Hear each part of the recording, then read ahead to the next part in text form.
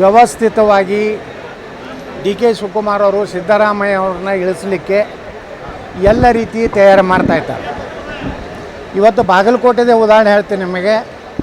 ಬಾಗಲಕೋಟೆ ಚುನಾವಣೆಗೆ ಒಬ್ಬ ಸ್ವಾಮೀಜಿಗಳ ಜೊತೆಗೆ ಮಾತಾಡಿ ಅವ್ರು ಏನು ಹೇಳಿದ್ದಾರೆ ಅಂದರೆ, ನೀವೆಲ್ಲರೂ ಸಹಕಾರ ಮಾಡಿರಿ, ಈ ಲೋಕಸಭೆಯಲ್ಲಿ ಚುನಾವಣೆ ಮುಗಿದ ನಂತರ ನಾನೇ ಮುಖ್ಯಮಂತ್ರಿ ಆಗ್ತೀನಿ, ಏನಾದರೂ ಮಾಡಿ ಸಿದ್ದರಾಮಯ್ಯನವರನ್ನು ಇಳಿಸಲಿಕ್ಕೆ ನಮ್ಮ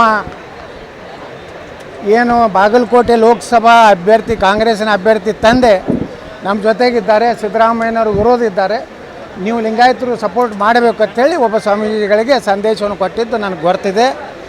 ಅಂದರೆ ಈಗಾಗಲೇ ಲೋಕಸಭೆ ಚುನಾವಣೆಯಲ್ಲಿಯೇ ತನ್ನ ಪರವಾಗಿರುವಂಥ ಲೋಕಸಭಾ ಸದಸ್ಯರ ಆಯ್ಕೆ ಮಾಡಿಕೊಂಡು ಆದಷ್ಟು ಕರ್ನಾಟಕದಲ್ಲಿ ಲೋಕಸಭಾ ಚುನಾವಣೆ ಮುಗಿದ 15 ದಿವಸದಲ್ಲೇ ಮುಖ್ಯಮಂತ್ರಿ ಆಗುವಂಥ ಒಂದು ಡಿ ಕೆ ಶಿವಕುಮಾರ್ ಕನಸು ಕಾಣ್ತಾ ಇದ್ದಾರೆ.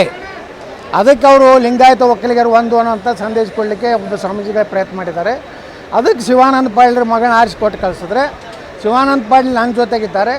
ನಾನು ಶಿವಾನಂದ ಪಾಟೀಲ್ ಕೂಡಿ ಸಿದ್ದರಾಮಯ್ಯನವರು ಇಳಿಸುವಂಥ ಎಲ್ಲ ಕಾರ್ಯತಂತ್ರಗಳು ಮಾಡಿದ್ದೀವಿ ಅನ್ನೋಂಥದ್ದನ್ನು ಸಂದೇಶ ಕೊಟ್ಟಿದ್ದಾರೆ.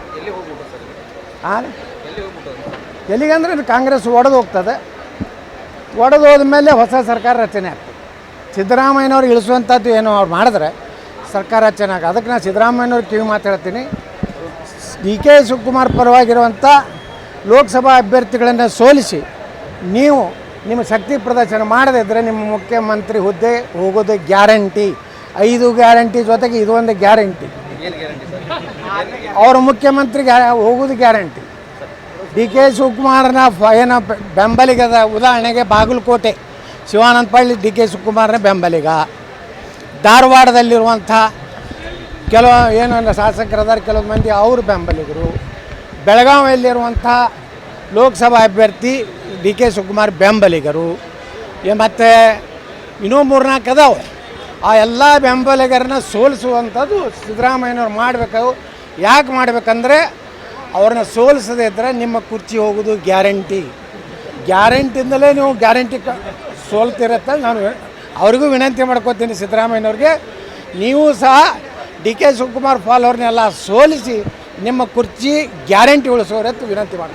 ಬೆಂಗಳೂರಿನಿಂದ ಮಂಗಳೂರುವರೆಗೆ, ಬೀದರ್ನಿಂದ ಚಾಮರಾಜನಗರದವರೆಗೆ ನಿಮ್ಮ ಸುದ್ದಿ ನಿಮ್ಮದೇ ಭಾಷೆಯಲ್ಲಿ. ಕರ್ನಾಟಕ ತಕ್.